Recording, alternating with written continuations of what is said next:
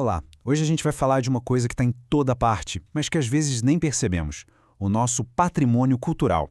É basicamente a herança que conecta a gente com o passado e que ajuda a dizer quem nós somos hoje. Olha só essa pergunta. O que é que o Pelourinho, lá em Salvador, o frevo de Pernambuco e o trabalho incrível das paneleiras de Goiabeiras no Espírito Santo, o que tudo isso tem em comum? À primeira vista, parece que nada, né? São coisas bem diferentes. Mas, acredite, tem um fiozinho aí ligando tudo isso. Pois é, esse fio que conecta tudo é justamente a nossa herança. Cada um desses exemplos é um pedacinho da nossa história, sabe? Um fragmento da memória que a gente construiu junto, como povo. É a nossa memória coletiva, ali, viva, na prática. E aqui está o nome oficial para tudo isso: patrimônio cultural. A definição é basicamente essa: é o conjunto de tudo que a gente herda do passado. E aqui entra de tudo mesmo: bens, conhecimentos, tradições, tudo aquilo que ajuda a formar a identidade de um povo. É a base de quem a gente é e se mostra de jeitos muito, mas muito diferentes. Para a gente entender melhor esses jeitos diferentes, o patrimônio cultural se divide em duas grandes categorias. E olha, é bem fácil de pegar a diferença. Vamos ver como é que isso funciona na prática. Então, a diferença é super simples. De um lado, a gente tem o patrimônio material. Pensa assim, é tudo que é concreto, palpável, coisas que a gente pode literalmente tocar. Já do outro lado, tem o patrimônio imaterial. Esse é abstrato, são as coisas que a gente sabe, as coisas que a gente faz, é aquilo que mora na nossa mente e nos nossos gestos. Falando no material, então, pensa em cidades históricas inteiras, como Ouro Preto. Cada rua, cada igreja ali parece que transporta a gente para outro tempo, né? Ou então sítios arqueológicos, como a Serra da Capivara. Lá estão as marcas dos nossos ancestrais mais distantes. São, no fim das contas, as provas físicas, as testemunhas da nossa história. Agora, o patrimônio imaterial, esse é a pura cultura viva. É a energia contagiante do frevo no carnaval, sabe? É a fé que move uma multidão no Círio de Nazaré, lá em Belém. É o saber, o jeitinho de fazer aquele acarajé perfeito que passa de mãe para filha. Ou a malícia, a ginga da roda de capoeira. Isso aí é, de verdade, a alma da nossa cultura. Ok, mas com tanta riqueza assim espalhada pelo Brasil inteiro, fica a pergunta: quem é que cuida de tudo isso? Quem tem essa missão de ser o guardião da nossa memória? Pois é, vamos conhecer essa figura. Então, no Brasil, o principal responsável por essa tarefa gigantesca é o IFA, que é a sigla para Instituto do Patrimônio Histórico e Artístico Nacional. A função desse órgão federal é justamente essa: identificar, proteger e também promover todo o nosso patrimônio cultural. O trabalho deles é garantir que nada disso se perca com o tempo. E olha que dado impressionante. O IPHAN foi criado lá em 1937. E não é só isso. Ele foi a primeiríssima instituição de proteção ao patrimônio em todas as Américas. Isso mesmo. Mostra que o Brasil foi pioneiro em reconhecer a importância da própria história, justamente numa época em que o país estava buscando firmar sua identidade. Mas atenção, essa proteção não é uma tarefa só do governo, não. É uma responsabilidade de todo mundo compartilhada. A sociedade, ou seja, todos nós, temos um papel super importante em cuidar da nossa própria herança.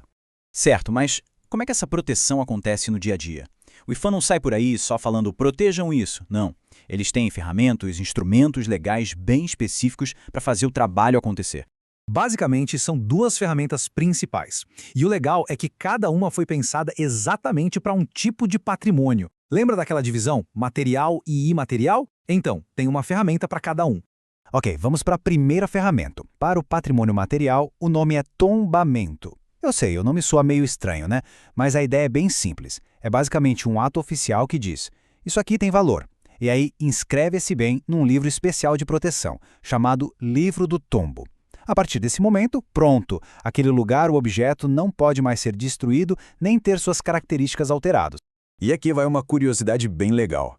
A palavra tombar não tem nada a ver com deixar cair ou derrubar. Na verdade, é o exato oposto. A palavra vem da Torre do Tombo, que era uma fortaleza lá em Lisboa, onde Portugal guardava os seus arquivos mais importantes, os seus tesouros em papel. Então, tombar significa guardar, registrar, proteger. Faz todo sentido agora, né?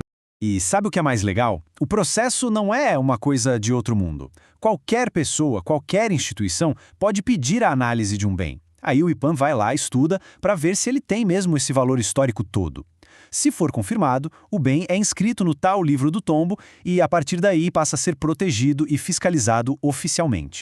Beleza, essa foi a ferramenta para o material. E para o imaterial? Bom, aí a ferramenta se chama registro.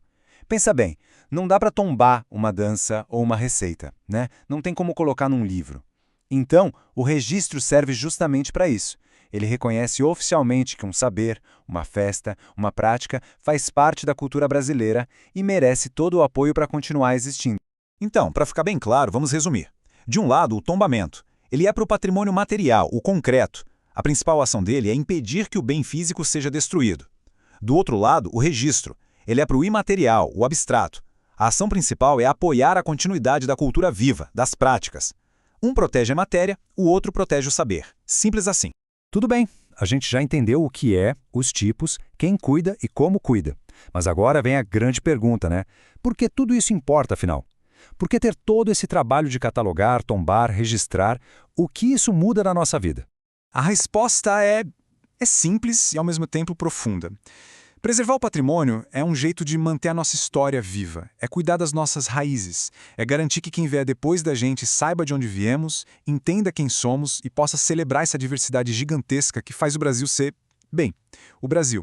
No fundo é isso. Quando a gente valoriza o nosso patrimônio, a gente está valorizando a nós mesmos, a nossa identidade, tanto a coletiva quanto a individual. O patrimônio cultural nos dá aquela sensação de pertencer a um lugar, a uma história. No fim das contas, é exatamente isso. O patrimônio cultural é o grande legado que passa de geração em geração. A gente recebeu essa herança incrível, riquíssima, e agora a nossa responsabilidade, o nosso dever, é cuidar bem dela para deixar para as próximas gerações. E para a gente fechar, fica aqui uma reflexão. Vamos pensar um pouco. Aí, na nossa comunidade, na nossa cidade, no nosso bairro, qual herança merecia ser protegida para sempre? Que prédio, que festa, que saber fazer, que é a cara do lugar. Porque, no final das contas, a proteção da nossa memória começa com o nosso próprio olhar, com a gente valorizando o que está perto.